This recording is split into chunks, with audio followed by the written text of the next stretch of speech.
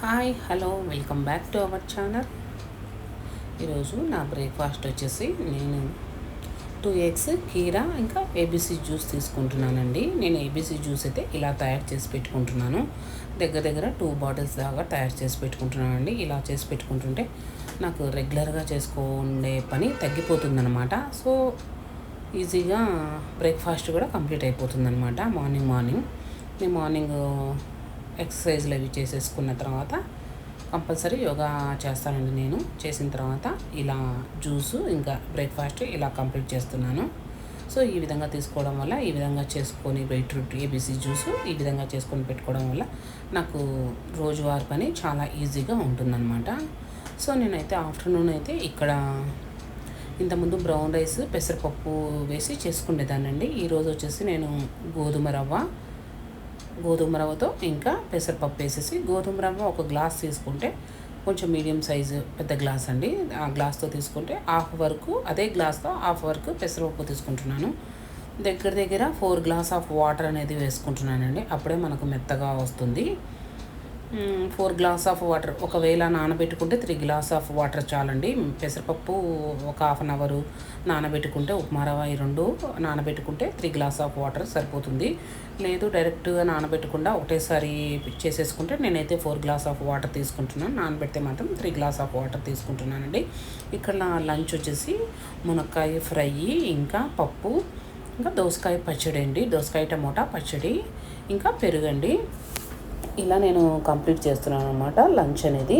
So నేను ఏదైతే afternoon లంచ్గా తీసుకుంటానో night కూడా అదే అండి. కాకపోతే కొంచెం క్వాంటిటీ అనేది, రైస్ క్వాంటిటీ అనేది, ఫుడ్ క్వాంటిటీ అనేది కొంచెం తగ్గించి తీసుకుంటున్నాను. నైట్ టైమ్స్ ఆల్రెడీ మనము గోధుమ రవ్వతోనే కాబట్టి పెద్ద క్యాలరీస్ ఏమి ఎక్కువ కావండి. అందుకనేసి నేను ఈ సమ్మర్ కదండి, మళ్ళీ ఆఫ్టర్నూన్ ఒకటి నైట్ ఒకటి ఏం ప్రిపేర్ చేసుకుంటాను.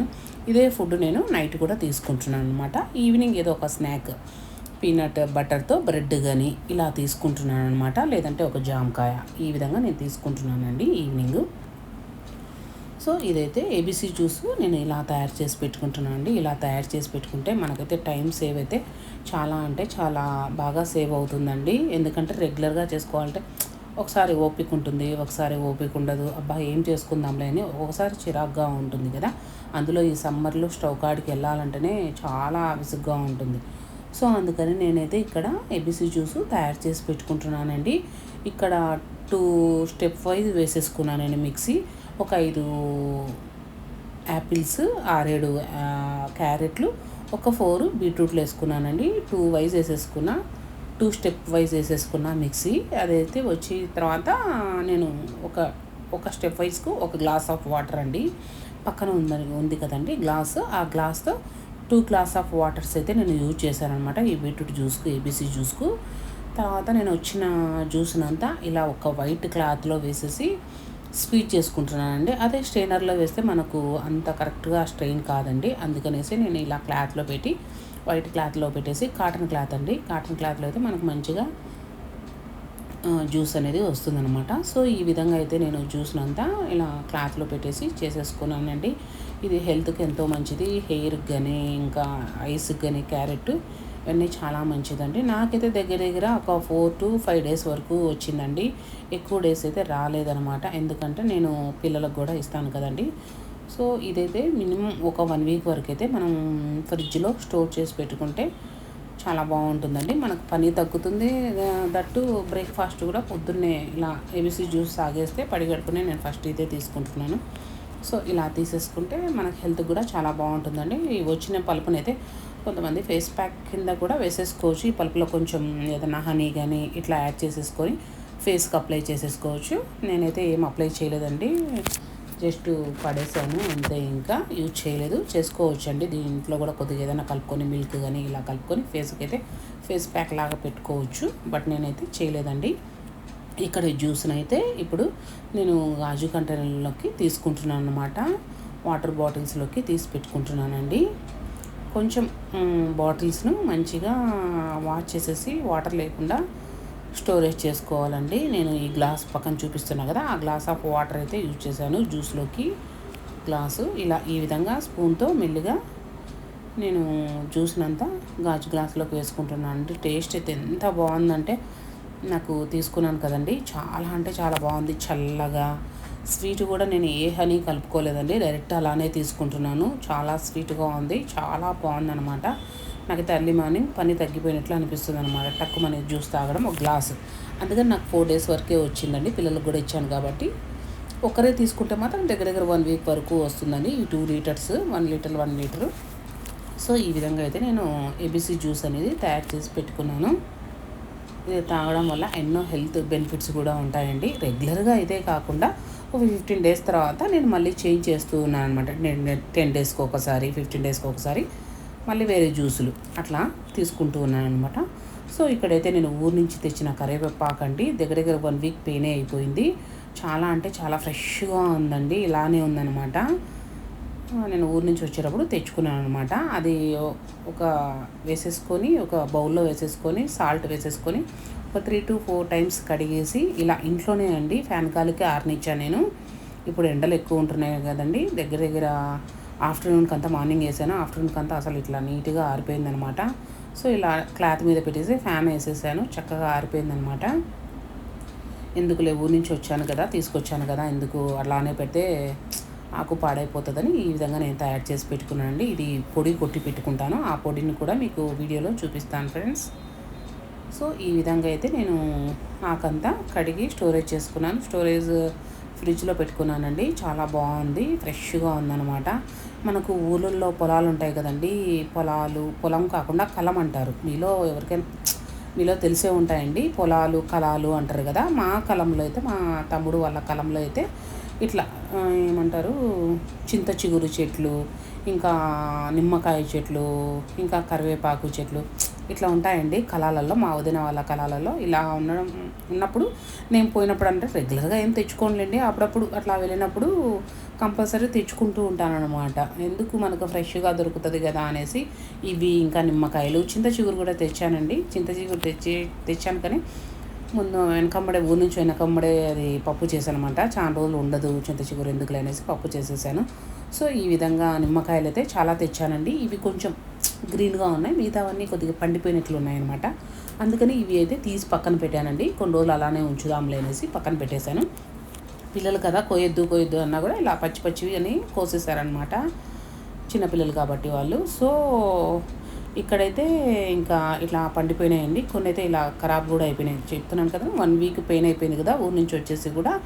అందుకని ఇలా మొత్తం ఎల్లో నుంచి ఇలా టర్న్ అయిపోయినాయి అనమాట కలర్ అంతా. సో వీటిని పడేయడం ఎందుకులే అనేసి దేవుడి దీపాలు, వీటిని కడగడానికి, పూజా సామాగ్రి కడగడానికి యూజ్ చేయించలేని అవి వాటిని అయితే పక్కన పెట్టానండి. ఇవి కూడా అలానే అవుతున్నాయి అనేసి ఎందుకులే మరి తెచ్చినప్పుడు వేస్ట్ చేయడం అనేసి ఇవన్నీ ఒక క్లాత్లో వేసేసి కడిగేసి క్లాత్తో తుడిచేసి వచ్చిన జ్యూస్ని అయితే ఫ్రిడ్జ్లో అయితే స్టోర్ చేసుకున్నానండి. మరి చిన్నగా ఉన్నాయి, సమ్మర్ కావడం వల్ల ఈసారి చిన్నగా వచ్చాయండి. ఇంతకుముందు అయితే బాగా పెద్దగా వచ్చేవి, సమ్మర్కు ఏమో కానీ చిన్నగా వచ్చాయన్నమాట కాయలన్నీ.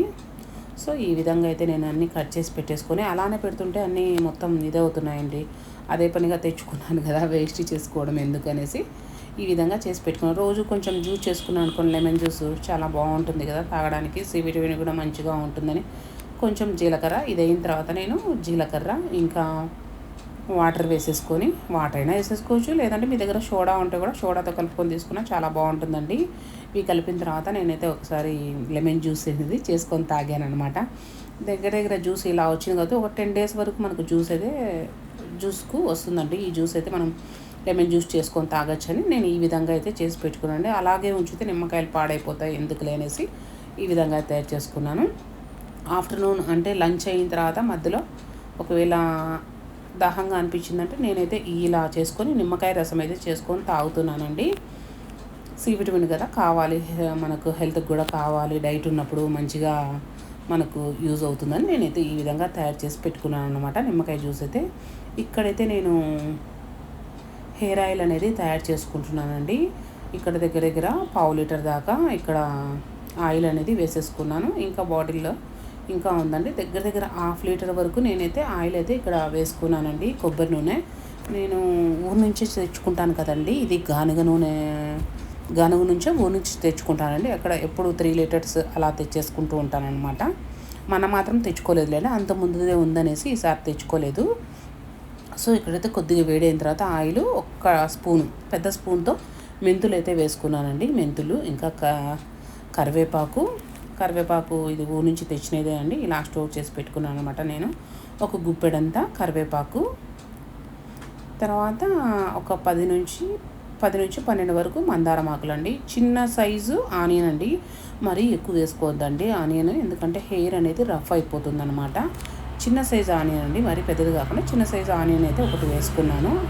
ఆనియన్ వేసుకోవడం వల్ల ఏంటంటే మనకు హెయిర్ అనేది బాగా గ్రోత్ అవుతుందండి. సో నేనైతే ఆనియన్ అయితే ఒకటి వేసుకున్నాను. అలాగే 10 to 12 మందారం ఆకులు వేసుకోవడం వల్ల మన హెయిర్ అంతా స్మూత్ అవుతుంది, తట్టు షైనింగ్ కూడా అవుతుందండి. అలాగే అలోవెరా వేసుకున్నాను. అలోవెరా కూడా మన హెయిర్ గ్రోత్కు ఉపయోగపడుతుంది, అలాగే హెయిర్ కూడా స్మూత్గా ఇంకా షైనింగ్గా పనికి వస్తుందండి. మెంతులు వచ్చేసి మనకి ఏదైనా చుండ్రు ఉన్నా ఏమన్నా ఇలా ఉన్నా కూడా తలలో సంథింగ్ ఏదన్నా ఉన్నా బాగా పనిచేస్తుంది అనమాట. అందుకని మెంతులు వేసుకున్నాను, చుండ్రు రాకుండా చూస్తుందండి. సో ఈ విధంగా మంచిగా మనకు అవన్నీ ఈ కలర్లోకి వచ్చేయాలండి. అన్నీ ఇలా అయిపోయిన తర్వాత అంటే ఇది కరివేపాకు కానీ ఇవన్నీ కొంచెం పలపల అనే సౌండ్ వచ్చేలాగా అయిపోవాలి. అప్పుడు మనము తీసేసుకొని స్టవ్ మీద నుంచి తీసేసుకొని ఇలా నేనైతే గాజు కంటైనర్లోకి అనేది తీసేసుకున్నానండి. వడబోసేసుకుంటే చల్లగా అయిన తర్వాత గాజు కంటైనర్ ఇలా చేయడం వల్ల అయితే నాకు హెయిర్ గ్రోత్ అయితే చాలా బాగుందండి. సో ఈ విధంగా నేనైతే చేసుకుంటాను అనమాట. నాకు దగ్గర 1 month వరకు వస్తుందండి. ఓకే అండి, మరో మంచి వీడియోతో మళ్ళీ కలుద్దాం. బాయ్.